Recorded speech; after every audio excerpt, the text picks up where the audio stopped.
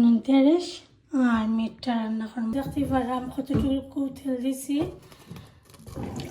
আর মিটও দইয়া দিলাম, পেঁয়াজ দিলাম, আদা রসুনের ব্লক, 3টা পেঁয়াজ আমি বড় বড় করে স্লাইস করে কাটতে নিয়েছি। দেখতে পারার লবণ দিলাম,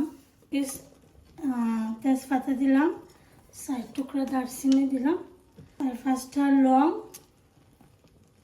5টা এলাচি।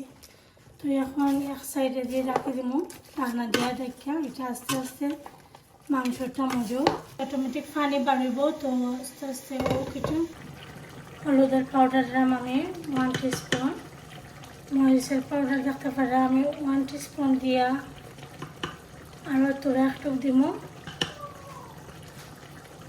ধনিয়া পাউডার দিব আমি 2 টিস্পুন, তারপরে আচারি গোস্ট আমি দিলাম 1 টিস্পুন, কারি পাউডার দিলাম আমি 1 টিস্পুন দিয়ে আরও 1/2 টিস্পুন।